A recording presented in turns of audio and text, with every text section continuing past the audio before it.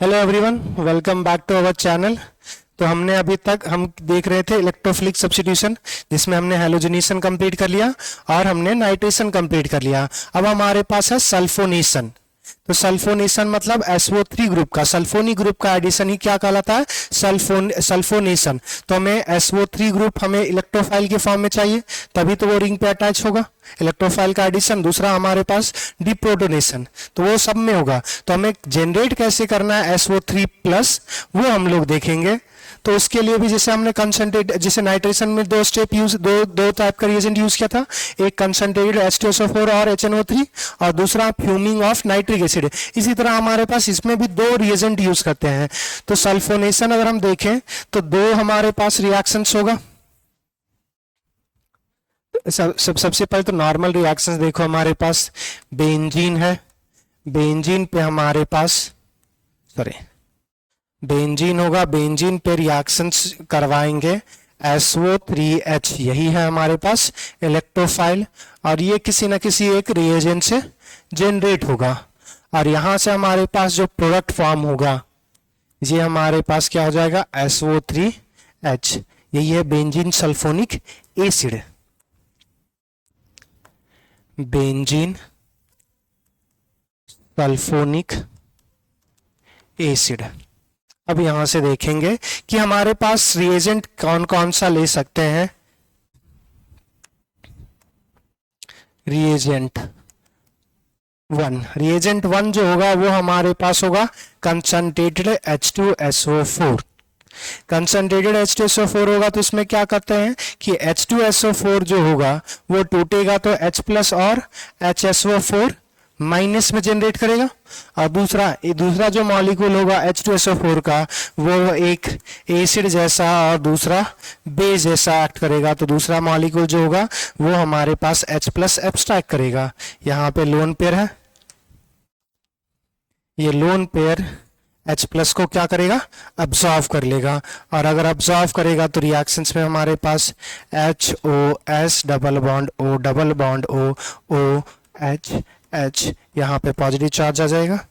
अब यहाँ से क्या होगा? ऑक्सीजन पॉजिटिव चार्ज रख नहीं सकता, सल्फर से बॉन्ड तोड़ लेगा। तो बॉन्ड तोड़ लेगा, देखो तो SO3 ऑक्सीजन है, SO3 और एक हाइड्रोजन। तो यहाँ से हमारे पास माइनस वाटर होगा और SO3 ये प्लस जनरेट होगा। अब ये इलेक्ट्रोफाइल पे अटैक, बेंजीन पे अटैक करेगा। अगर डायरेक्टिंग होगा तो ऑर्थो या पारा या फिर मेटा पोजीशन पे। अब यहां से समझना दूसरा कि रिएजेंट जब 2 होगा, रिएजेंट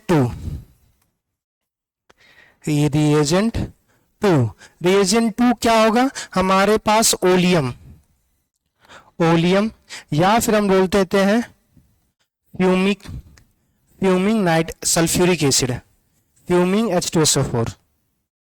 तो हमारे पास सिंपली क्या होगा कि देखो, सब पहला तो रिएक्शन सेम ही होता है, सेम ही होगा क्योंकि सल्फ्यूरिक एसिड है। सल्फ्यूरिक एसिड और फ्यूमिंग ऑफ SO4 मतलब क्या होता है कि H2SO4 प्लस SO3 होगा। इसी चीज को भी ओलियम भी बोल सकते हैं। तो अगर हमारे पास ये मॉलिक्यूल्स होता है तो सेम रिएक्शंस होगा यहां तक। यहां से जो वाटर जो जनरेट होगा यहां तक हमारे पास जो सेम रिएक्शंस है। अगर यहां पे इस चीज को अगर कॉपी कर सके, अच्छा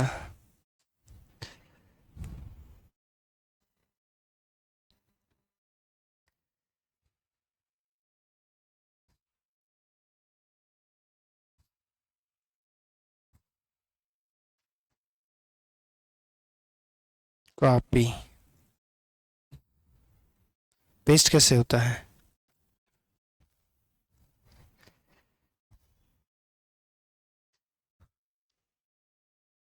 इंपोर्ट,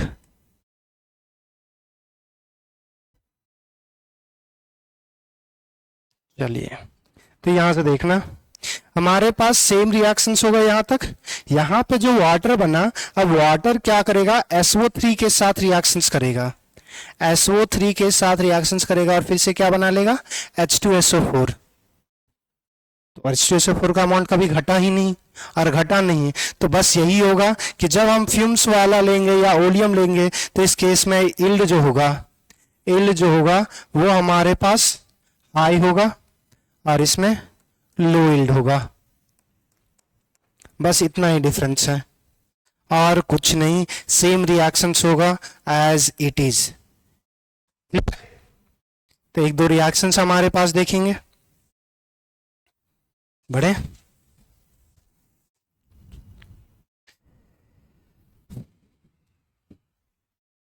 पहला थोड़ा सा याद रखना कि नाइट्रिक एसिड जो सल्फ्यूरिक एसिड है SO3 क्या है कि हमारे पास जो होगा वो बल्की ग्रुप है, तो जनरली वो ऑर्थो पोजीशन पे अटैच नहीं होता, वो पारा पोजीशन पे अटैच करेगा। बल्कि है तो जो ग्रुप होगा उससे दूर होना अटैच चाहेगा, तो ये हमेशा याद रखना।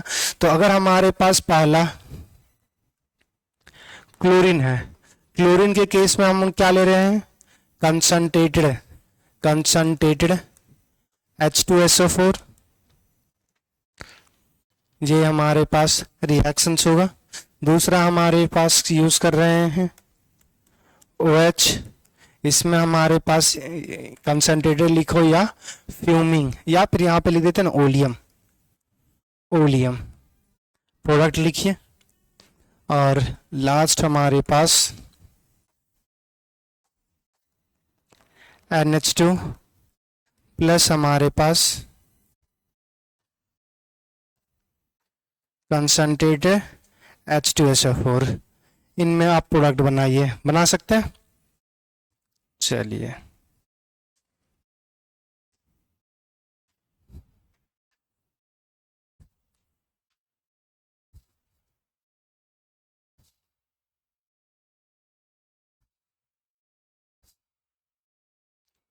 पॉज कर दें या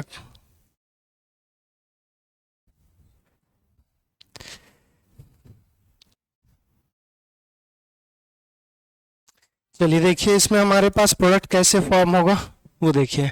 पहला हमारे पास क्या किया, कंसंट्रेटेड H2SO4 में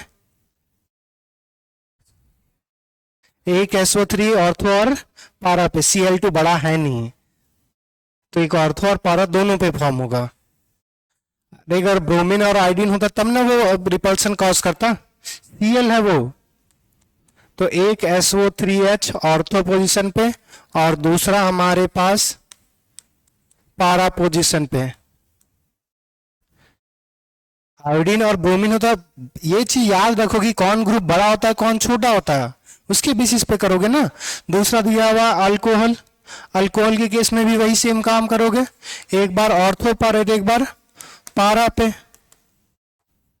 यहां पर रिपल्सन नहीं होगा, फिर वो H छोटा है,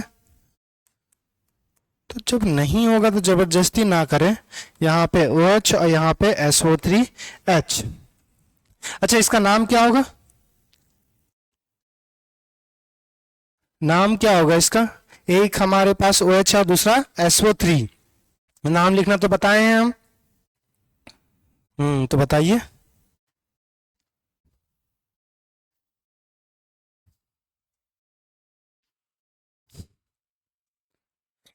पहला तो ये पेरेंट कौन है, SO3 या OH, SO3H, तो ये OH जब जूनियर होता है इसका नाम क्या होता है, hydroxy, 4 hydroxy benzene sulphonic acid,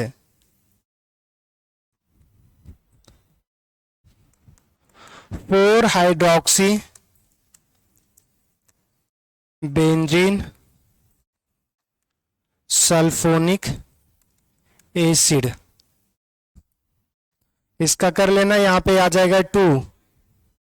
अब यहां से देखो इस केस में हमारे पास प्रोडक्ट जो बनेगा, इस केस में हमारे पास मोनो सब्स्टिट्यूट बनेगा, एक हमारे पास ऑर्थो और एक पर पारा आएगा, मगर बनने का तरीका थोड़ा सा दूसरा होता है, क्योंकि ये कैसा है, हमने बोला था ये बेस जैसा एक्ट करता है और ये एसिड बेस्ड रिएक्शंस होगा, और ये जो रिएक्शंस होता है वो हमारे पास जो टेम्परेचर रिक्वायर्ड है अप्रॉक्स 180 डिग्री रिक्वायर्ड होता है, सल्फोनेशन इजिली पॉसिबल नहीं होता, तो 180 डिग्री इस सब में हीटिंग रिक्वायर्ड होगा।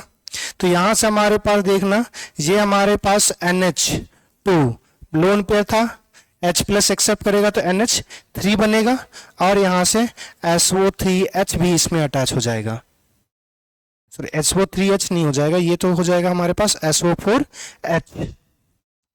अरे एक हमारे पास H प्लस देगा, ये एक्सेप्ट करेगा, नेगेटिव बनेगा, कैटायन और एनायन होगा, कुछ नहीं। अगर तुम्हें लगता है तो इसको पॉजिटिव कर लो और HSO4 माइनस को नेगेटिव कर सकते हो। अब यहां से क्या होगा, हमारे पास रीअरेंजमेंट होता है, यहां से H निकलेगा, ये H निकलेगा और यहाँ पे OH निकलेगा, तो यहां से हमारे पास वाटर का लॉस होता है आफ्टर हीटिंग, और ये जो बनाएगा मॉलिक्यूल्स ये कुछ ऐसा बनाएगा NHSOOOH। वाटर निकलेगा तो एक ऑक्सीजन कभी कम होगा, तो ये हमारे पास मॉलिक्यूल जनरेट करेगा। अब इस मॉलिक्यूल्स में क्या होगा, क्या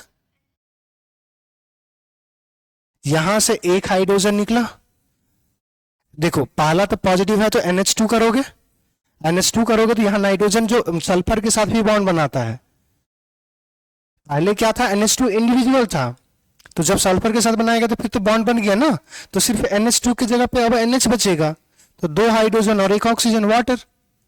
अब यहां से हमारे पास ये जो मॉलिक्यूल्स बना, अब इसमें क्या होगा कि ये बॉन्ड टूटेगा। बॉन्ड कैसे टूटेगा वो देखो, nitrogen more electronegative than sulphur, तो ये नेगेटिव आएगा, इस पे पॉजिटिव, पॉजिटिव आएगा तो ये हमारे पास जनरेट होगा। यहां से हाइड्रोजन जो हटेगा तो यहां नेगेटिव आया तो NH2 हो जाएगा। यहां पे हमारे पास SO3H, दूसरा हमारे पास पारा पा एक पोजीशन बनाओगे NH2 SO3H। अब यहां से समझना ये जो मॉलिक्यूल्स है ना, जो ये बना हुआ है, ये इसी फॉर्म में एग्जिस्ट नहीं करेगा। क्यों? क्योंकि ये सल्फोनिक एसिड कैसा है, एसिडिक, NH2 कैसा है, बेसिक, एसिड बेस पे रिएक्शंस होगा, और इसमें जो एग्जिस्ट करता है वो बोलते हैं ज्यूटर आयन। ज्यूटर आयन का कहने का मतलब है कि जब एक ही मॉलिक्यूल्स पे पॉजिटिव नेगेटिव जब दोनों अवेलेबल हो तो उसको बोलते हैं ज्यूटर आयन। तो यहां से हमारे पास जो मॉलिक्यूल्स, अगर हम सिर्फ पारा को दिखाएं, ऑर्थो वाला भी कर सकते हो जिसको जो मन करे, तो यहां से मॉलिक्यूल्स क्या करेगा, सल्फोनिक एसिड एक स्ट्रॉन्ग एसिड है तो H+ लॉस करेगा, तो ये SO3 माइनस बनाता है, और NH2 क्या है, एक बेस, तो यहां पे हमारे पास SO3 माइनस और ये H+ एक्सेप्ट करेगा तो NH3 पर प्लस, ये नेगेटिव और ये पॉजिटिव। एक ही मॉलिक्यूल्स, ओवरऑल मॉलिक्यूल कैसा है, न्यूट्रल, मगर एक पे पॉजिटिव और एक पे नेगेटिव, तो इसी को बोलते हैं ज्यूटर आयन। ज्यूटर आयन, हाँ ऑर्थो वाला कर लो, कोई फर्क नहीं पड़ता उससे। NH3+ SO3 minus, zwitter ion है ये। तो यहां पे हमारे पास सल्फोनेशन कंप्लीट होता है। नेक्स्ट वीडियो में हम लोग देखेंगे फ्रीडल क्राफ्ट रिएक्शंस, और फ्रीडल क्राफ्ट कितने टाइप के होंगे, 2, एक अल्काइलेशन और दूसरा असाइलेशन।